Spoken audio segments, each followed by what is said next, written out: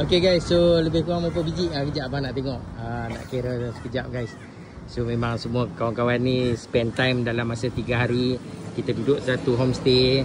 Lepas tu kita makan sekali, kita game sekali. Macam mana? Guys, kalau ada kerja kosong, tolong PM saya. Alamak, kerja kosong. Janganlah bagi rosak. Okay guys, so kita ada 2, 4, 6, 8, 10, 11 biji. Tinggal dah berapa biji? Apa kita balik dalam 2, 3 biji lah balik. Jangan cut jangan cut. Kita tak cut.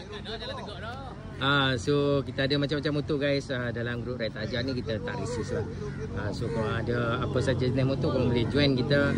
Kita ada ride tahunan, kita ada ride bulanan, dan juga kita ada support macam-macam event lagi. So kita sekarang ni berada di PD Podisen, Pantai Indah. Dan bersih dia kata Podisen. So far memang nampak bersih lah kawasan PD ni dekat Anjung Saujana kat sini.